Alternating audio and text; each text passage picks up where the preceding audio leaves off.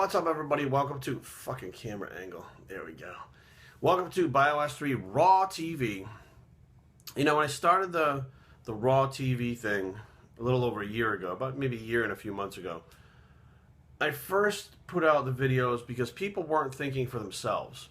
They were just following what so-and-so says, being led like sheep, just herded in mass quantities, in massive amounts of people at one time, towards thinking certain ways without ever really thinking about it themselves.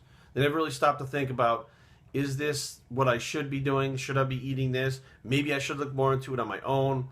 Nobody tries to really understand things nowadays. You just want everybody to point out what they should do and when they should do it. So they save time themselves, and basically it's just a form of laziness. You're lazy. You don't really want to know how things work. You just want to be told what to do, and told just enough so that you can argue back with somebody. When they say, well, you shouldn't do that, you're like, well, yeah, well, so-and-so doctor said this study says this, so what about that? And, you know, the average person will be like, oh, wow, okay. Well, me, I'm like, yeah, why? Why did they say that? Who's the doctor? Why did they say that? What did they do the study on? Did you read the whole thing? What about this? What about that? And then people go, they get mad at me for asking them questions that they should know. Well, in instance, the last couple of weeks, I talked to somebody who's in the medical field. This guy's in the medical field. And he made a blanket statement about, well, you know, the doctors are saying this and doctors are saying that. And I was like, well, how do you know the doctor's right? And he started to get a little frustrated. He's like, well, the doctor read the study. I said, did he? He read the study.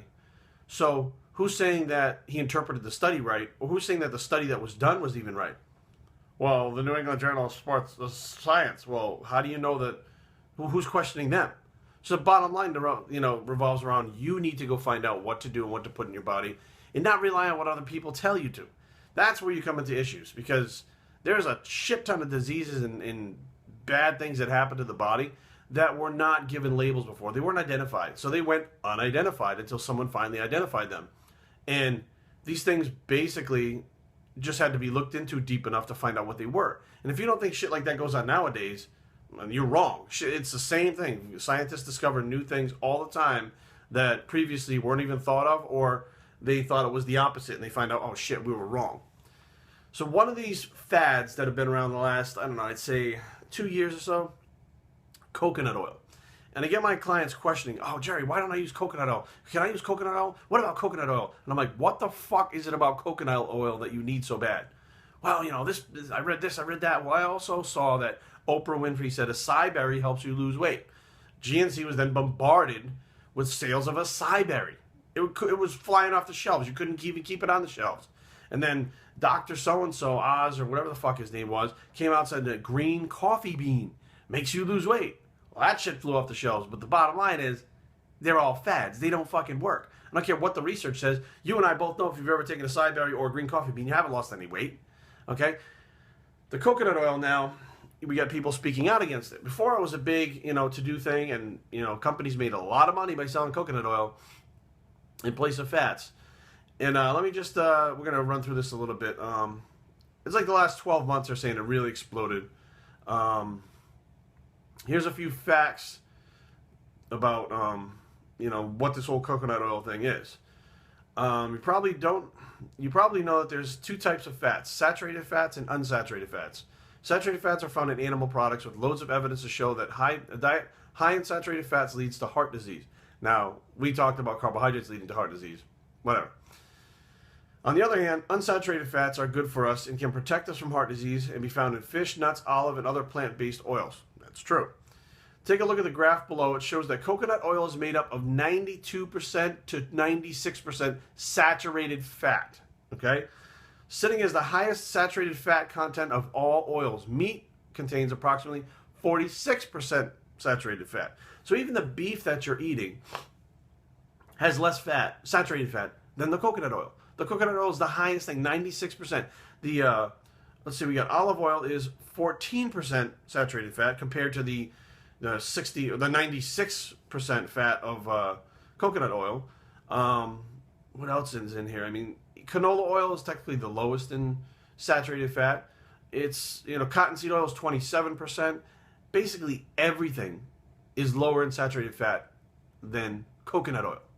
Keep that in mind. Let's see, it says, some existing information emerged that the saturated fat, bad fat some people call it, in coconut oil is in fact a form of good saturated fat called medium chain triglycerides, MCTs. This fact is true. MCTs are fat molecules joined together in a chain shorter in length than the other saturated fats called long chain MCTs. Long chain medium triglycerides, we'll say it all the way. So, and as such are more readily absorbed by your body, easier to break down, and more quickly used for energy. Coconut oil advocates jumped on this, claiming that this makes coconut oil a wonder food, but there's much more to the story. So here's the other parts that are along with this story. So the saturated fat content of coconut oil is approximately 96%. The truth is that is not all saturated fat is good. Period. It is only approximately 50% of that good fat. 50% of that is MCTs. So now you get the other percent, which is still the non-MCTs. You're still getting a whopping dose of saturated fats. The total saturated fat content of coconut oil is 96%, which is what we've talked about. So you're probably wondering what the other 46% of the saturated fat is made up of. It is the long chain, which are not good for our health. And this is what the producers of coconut oil don't tell us. 46% of coconut oil is the unhealthy saturated fat in the form of long chain triglycerides. Now, here's the deal. MCTs exploded on the scene years ago. John Perlow had his Cap-Tri oil. There are many different brands. I used them. If the body's going to use an MCT, it's going to use it just like a carbohydrate. So essentially, you're not swapping anything out. People go, I cut my carbs and add MCTs. You did the same fucking thing. Your body's going to use the MCTs before it uses actual stored fat. So essentially, you're swapping one out for the other. The idea was if you cut carbs and add MCTs because they're fat, you now have a diet that's more of a ketogenic diet than it is a low-carb diet or medium-carb diet, but you don't have the same ill effects on the brain and stuff like that. But the MCTs are used at such a rate, you don't even go into ketosis. So it's such bullshit, and it was a huge thing back in the day. Now, was the MCTs better than the Crisco and the fucking lard and the shit that they were using back then? Who knows? I mean, you know, back then there was, when this shit first came out, the MCTs, there was a lot of bad shit going around. Since, you know, then, when the MCTs came out, we've learned a lot more about fats, how they work in the body, and different diets and stuff. So, you know, MCTs are not what they've all been cracked up to be. And I got, you know, a guy at the gym who's like, oh man, I MCT this and MCT that, and coconut oil fucking is adamant that coconut oil is the fucking saving grace of the world. You don't look that healthy at all to me. That's just my personal opinion.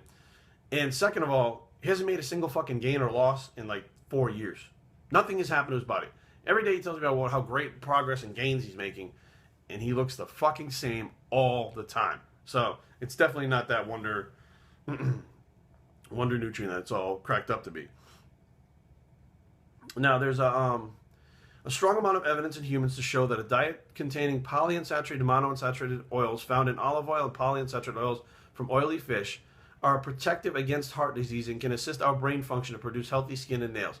Fish oil is also proven to is proven effective in reducing pain from arthritis and inflammation.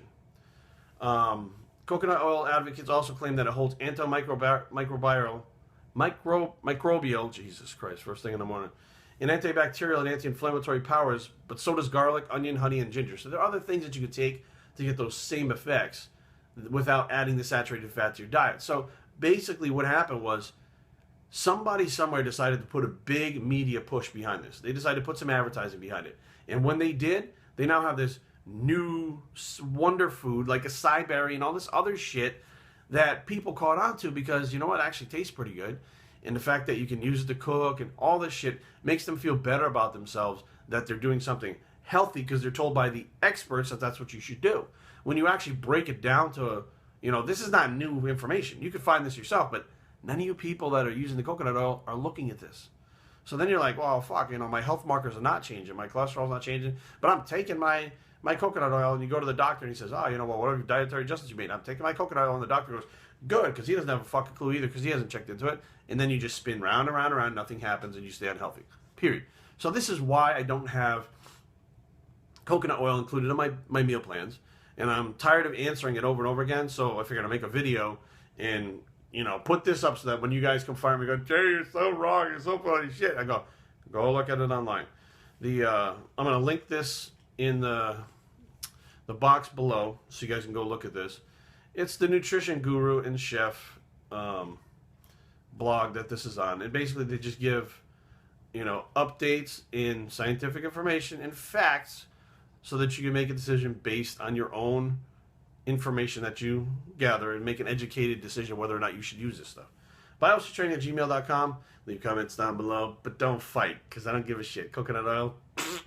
www.biostraining.com is the blog, and wear the no coconut oil bicep, and we're out.